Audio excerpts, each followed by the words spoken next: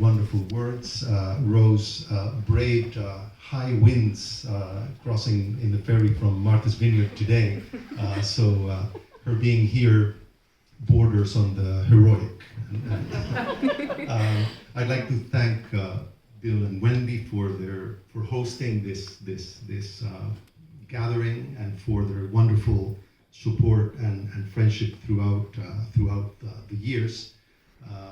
Thank Ramsey for her patience, as I have this occupation of being a writer takes quite a lot of time, and perhaps for the limits of her patience has prevented me from going down some sort of workaholic rabbit hole.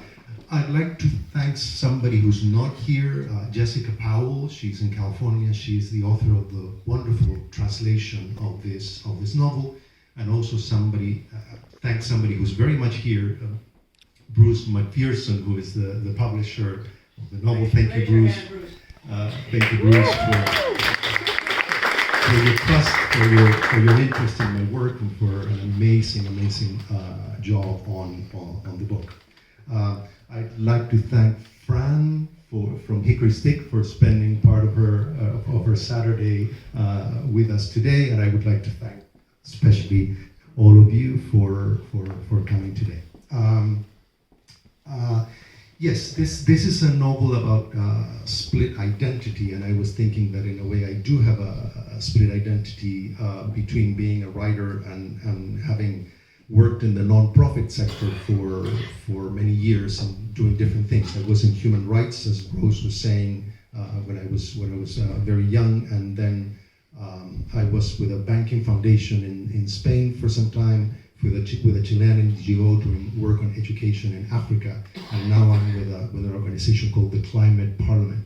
I'm the executive director of this non-profit, which is a network of members of Congress and Parliament from around the world. We're actually incorporated in the US, in Belgium, but our headquarters is in the UK, as Rose was rightly mentioning.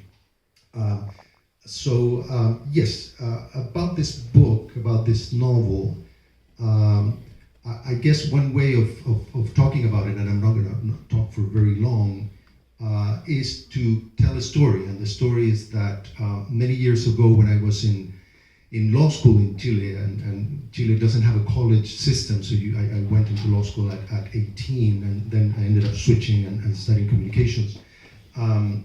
A classmate of mine one day was leaving his house in Santiago, and from one split second to the next, he found himself in a completely different part of town without any transition of time, without any feeling that any time had elapsed. And he got very confused and alarmed, and this feeling increased when he realized that a couple of days had elapsed without any memory of any passage of time.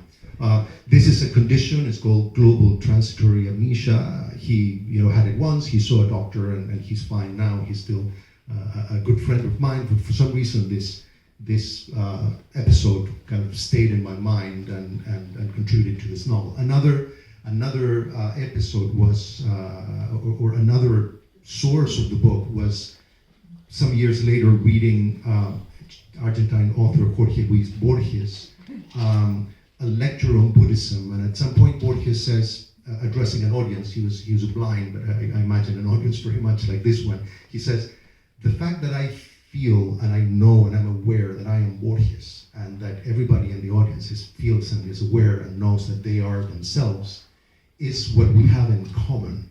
In a way, there's nothing original, nothing that separates us. It's like a sort of common ground or a continuum, which probably, this was a lecture on Buddhism. Probably for those who know Buddhism, this might be a very simple, basic idea, but at that point, it sort of jammed my mind, a bit like paradox sometimes does.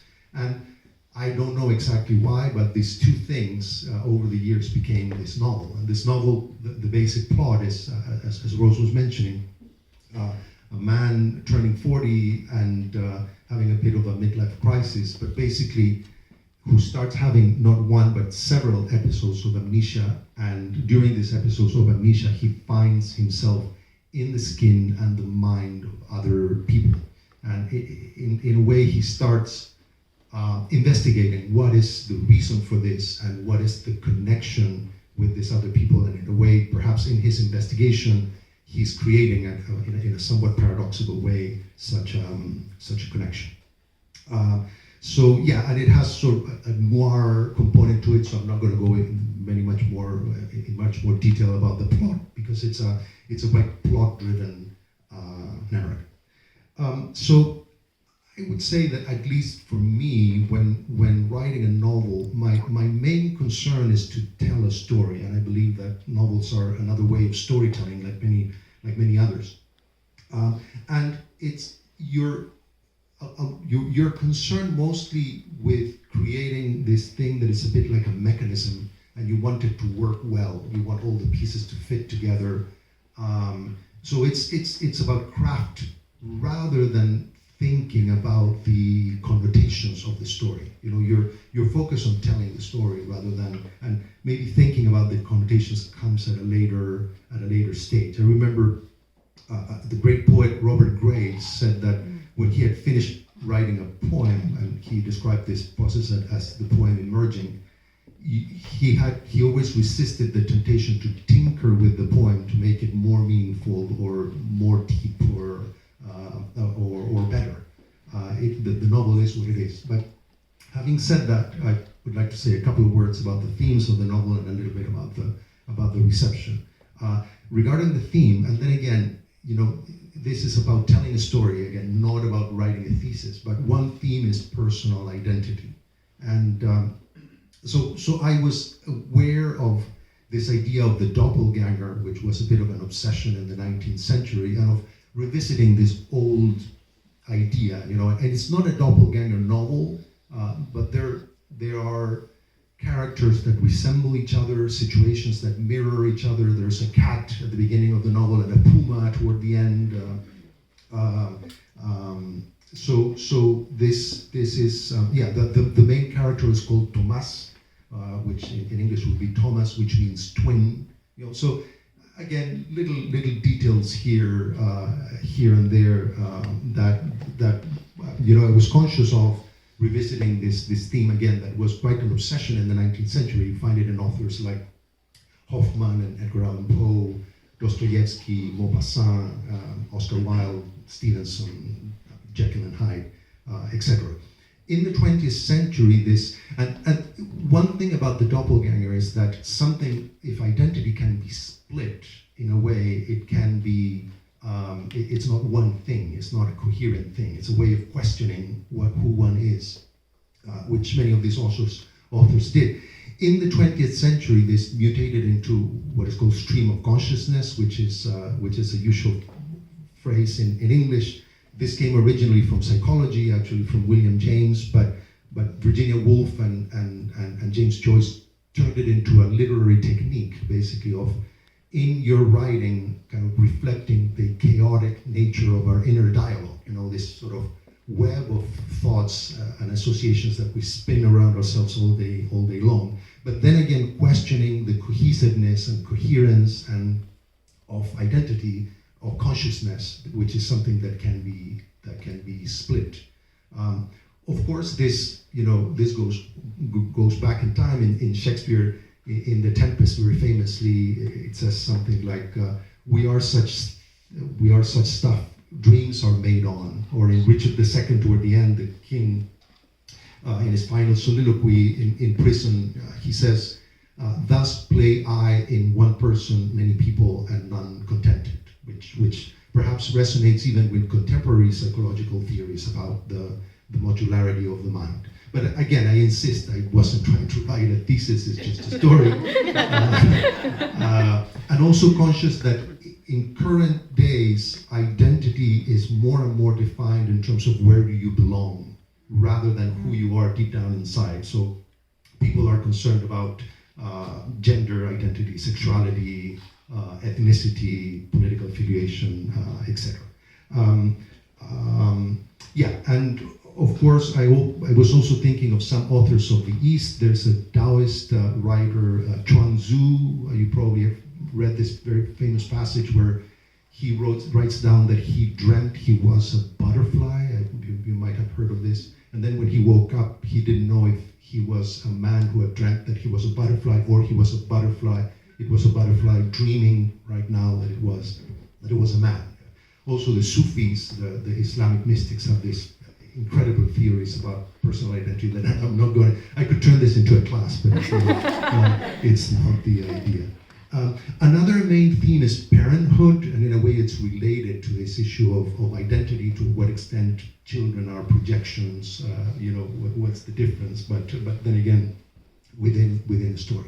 One final thing I wanted to say about this novel that has been really fun is that it's lent itself to a variety of interpretations by reviewers, by friends. For instance, Carlos Fuentes once told me that he thought this was a world presided over by an angry god.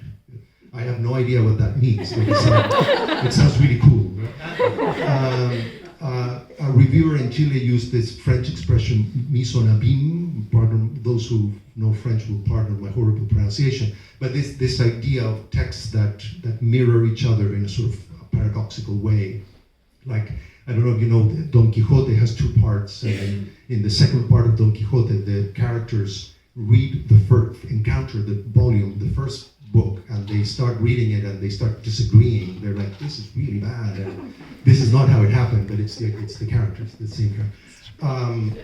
So other authors have mentioned, for instance, in the 1001 Nights, there's a point where the framework story is told again within the stories, and so on and so forth.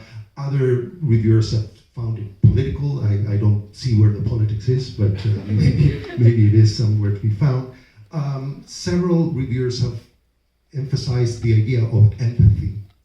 This story is about somebody that radically finds themselves in the shoes of others, and they've said maybe this is a sort of metaphor for literature, because fiction in a way is about putting yourself in, trying to understand or imagine what the world would be from a point of view that is not your own. And maybe that resonates with that sort of noir element that I was telling about the story, that sense of mystery, because somebody again was saying that these mysteries, these noir stories, where you have a crime which is mysterious and somebody who cares and investigates, usually the deepest mystery in the end is who are the people that are showing a series of masks in society. But then again, none of this I intended. A reviewer here in the States has recently used the word entertaining, to describe it, which I'm very happy about. I know that it sounds pretty dense, what I'm saying. So they thought it was a good story. But I'm going to leave it at that. I'm very happy that this story, I wrote it in Spanish. It's available in English in a wonderful translation, and I would be happy to take questions or comments if there are any.